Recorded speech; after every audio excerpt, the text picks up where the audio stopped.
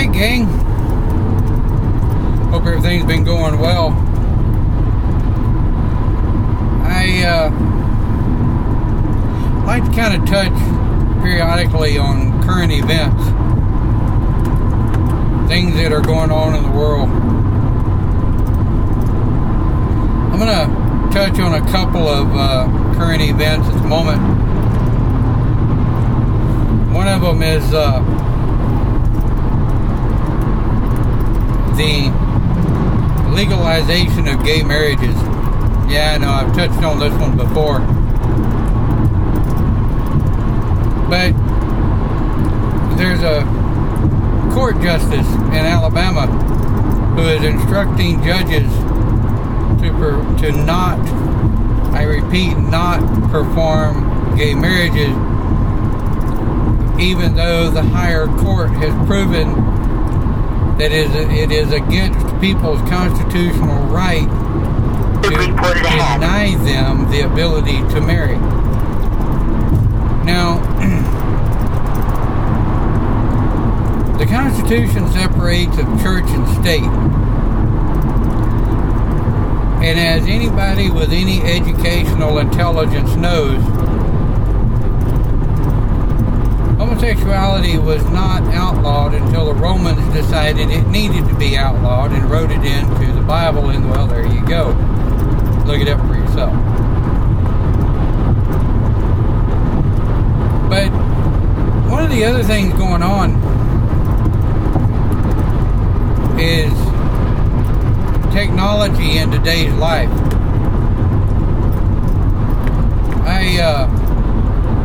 I'm real big into news programs, history programs, and what have you.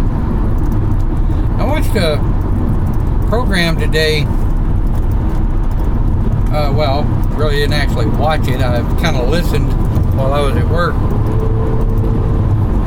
But it showed this guy hacking into the computer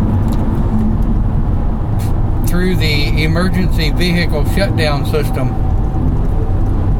and was able to take over control of every digital component on that automobile. The only thing he wasn't able to take over was the accelerator, because it still used a cable accelerator. Now, he was able to lock out the ABS braking system, making it almost impossible for the lady to mash the brakes. Now, it's kind of scary. And of course, any of you that know me know that I'm into digital forensics, network security, internet security, and what have you. And it kind of reminded me of something that I think a lot of people soon forget.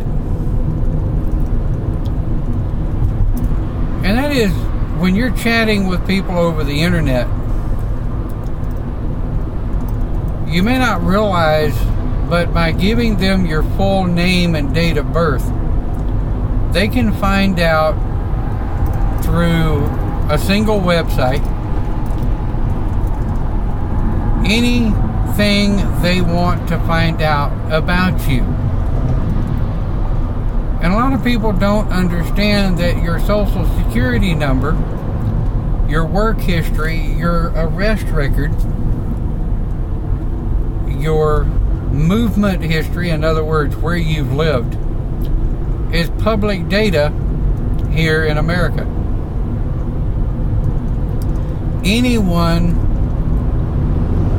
with a little bit of search capabilities can find out anything about you want.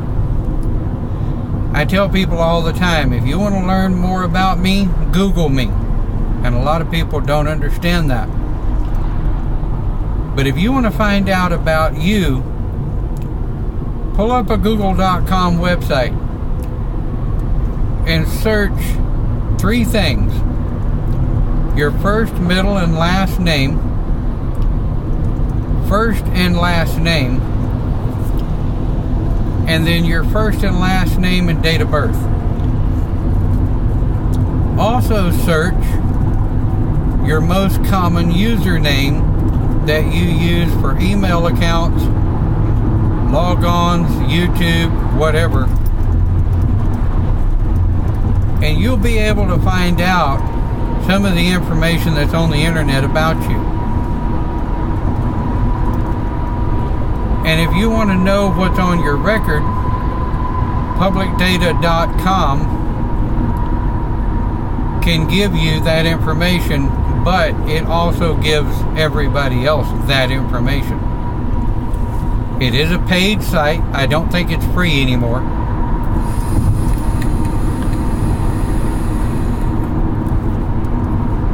But I guess the whole point to it is real simple. You wouldn't walk up to a total stranger on the street and give them your first and last name and your date of birth. And you wouldn't walk up to a total stranger on the street and give them your social security number. But someone that you've been chatting with online that you think you know, you build a trust, and all of a sudden you're giving them everything they want.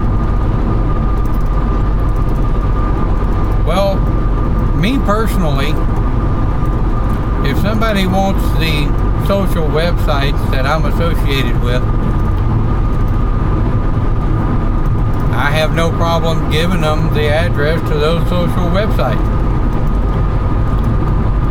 Because I know that my private data that I don't want anybody to see or get a hold of, number one, I don't post it. Number two, I don't talk about it. And number three, if they ask me for it, I have no problems of telling them none yet. And if you don't know what none ya means, it means none your business.